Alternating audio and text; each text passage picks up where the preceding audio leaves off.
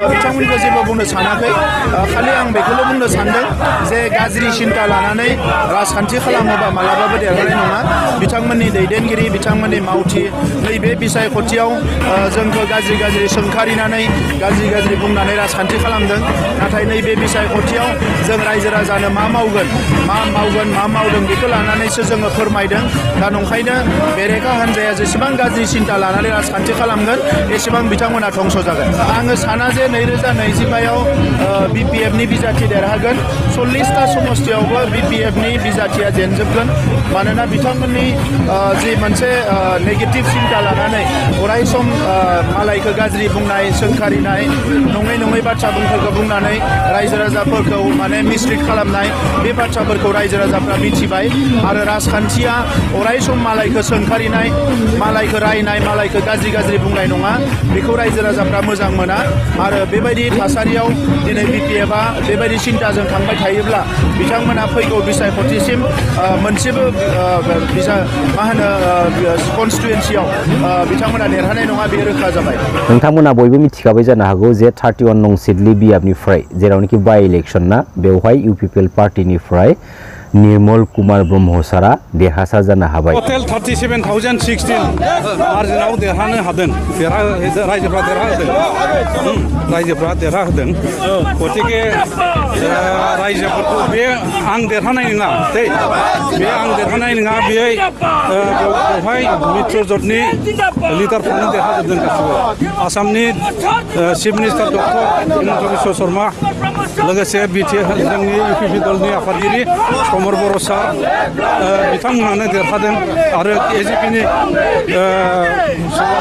president प्रथम सार बिथांमोनानो देरहादों गतिके बेवहाय आंल' देरहानाय नङा बेवहाय मित्र दलानो देरहादों होननानै आं ओनसोलनि मा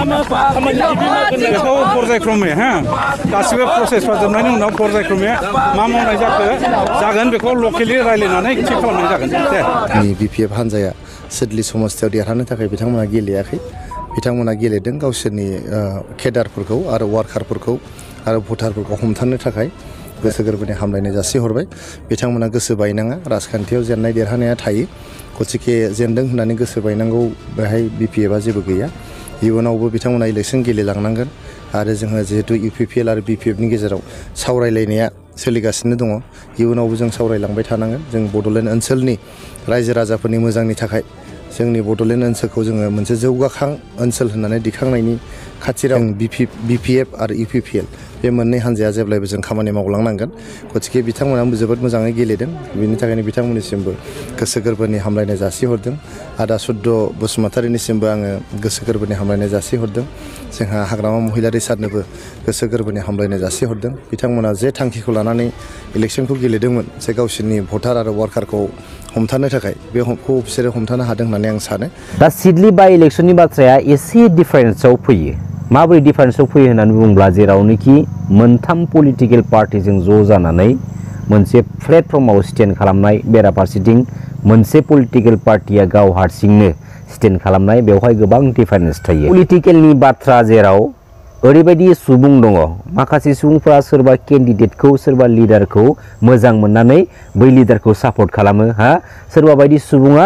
बै पलिटिकेल पार्टिखौ मोजां मोननानै बे पलिटिकेल पार्टिखौ सापर्ट खालामो आरो माखासे ओरैबायदि सुबुंफोरबो दङ जायफोर सुबुंफोरानोखि माखासे पलिटिकेल लिडारफोरनि स्पिचफोरखौ खोनासंनानै सोर सासे पलिटिकेल लिडारनि स्पिचआ बिबुंथिफोरा जोंनि थाखाय गनायथावना बेफोरबायदि लिडारखौसो सापर्ट होग्रा जोंनि गेजेराव माखासे सुबुंबो दङ आपकामिं 2025 नि जा बिटिसि बिसायख'थि बेवहाय ओरैबायदि हिउज पलिटिकेल गेम प्ले जानो थांगासिनो दं जेरावनोखि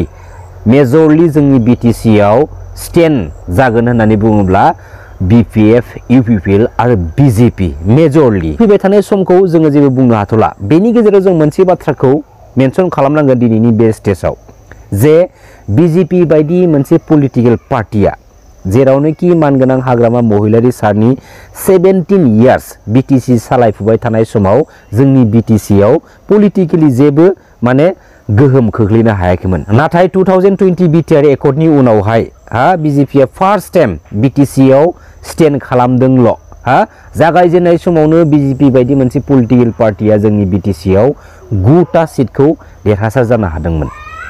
नाय एसे साननो गोनां बाथ्रा इउपिपिएल आरो बिजेपि बिटिसि गभर्नमेन्टखौ लोगो नांनानै सालायबाय सालायखांनायनि उनावहाय सालायफुबाय थानाय समावहाय बिपिएफ पार्टिनिफ्रायबो इउपिपिएलआव जइन जाहैनाय लोगोसे बिजेपिआव जइन जाहैनाय माखासे लिडारफोरबो दङ लोगोसे दिनैनि स्टेजआव मोनसे साननो गोनां बाथ्राया जाहैबाय मा जे जोंनि बिटिसिआव सोरबायदि जोंनि हारिनि पलिटिकेल लिडारा बै आदार पलिटिकेल पार्टिखौ जोंनि बिटिसिआव आन्दैयै थुलुंगा होखुमाबोदों बैबायदि लिडारखौसो दिनैनि समाव जोङो गासै रायजो राजाफोरा संदाननांगौ जेरावनोखि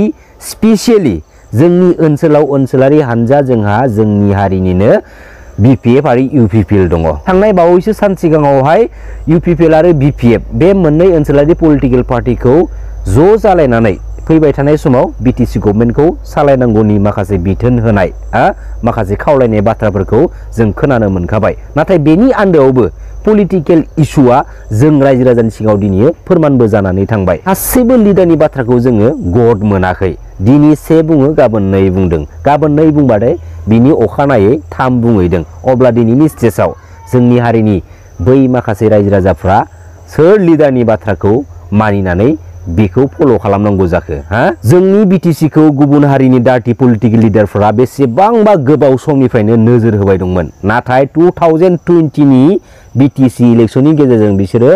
10% 20% साक्सेसफुल जानो हाबाय आरो जेब्ला बै गुबुन हारिनि प्लेन पलिसिया जोंनि बिटिसिआव 100% साक्सेसफुल जागोन ना अब्ला समाव जोंनि हारिनि ओनसोलारि हानजा स्पेसियेलि बिपिएफ आरो इउपिपिएल बे मोननै पार्टिखौ मा खालामगोन मिथिबाय गेजेराव गंसे गन थुनानै बेखिजा इउपिपिएल बेखिजा बिपिएफ दोननानै ओरै सुबाय थागोन मोसाहोबाय थागोन लिडारा जोंनियानो जागोन नाथाय बिसोरनि इन्सट्राक्शन बिसोरनि रुलफोरा हाई लेभेलनिफ्राय गोजौ लेभेलनिफ्राय जागोन अब्ला जों मा खालामनो दा दिनैनि बे स्टेजआव बेखायनो जों बेखौसो संदाननांगोन जे सोरबायदि जोंनि हारिनि पलिटिकेल लिडारा दिनैनि बे स्टेजआव जोंनि बिटिसिआव बै गुबुन हारिनि डार्टि पलिटिकेल लिडारफोरनि प्लेन पलिसिफोरखौ इस्यु खालामनो चान्स होदों जों बेखौसो नोजोर लानांगोन रायजो राजा नोंथांमोन दा समनि जिबायदि पलिटिकेल थासारि बे थासारिनि आबुं सावगारिखौ जोंनि हारिनि गासैबो रायजो राजाफ्रा दिनै नुखाजोब्बाय मोनदांखानायनि उनाव नुखांनायनि उनावहायबो फैबाय थानाय समाव पलिटिकेलि बैफोरबायदि मानसिफोरखौ सापर्ट होनानै जुदि थुलुंगा होबावोबा बेनि गोरोन्थिया बेनि दायनिगिरिया जों रायजो राजानिसो बेखायनो बे पलिटिकेल फिल्डनि गेजेरजों पलिटिकेलनि गेजेरजों जोंनि बिटिसि ओनसोलजों लोगोसे जोंनि हारिनि माखासे सिस्टेमफोरखौ जों रैखा खालामनो थाखाय जोंनि हारिनि माखासे थासारिफोरखौ जों गोजौ फारसे लांनो थाखाय दिनैनि बे स्टेजआव सोरबायदि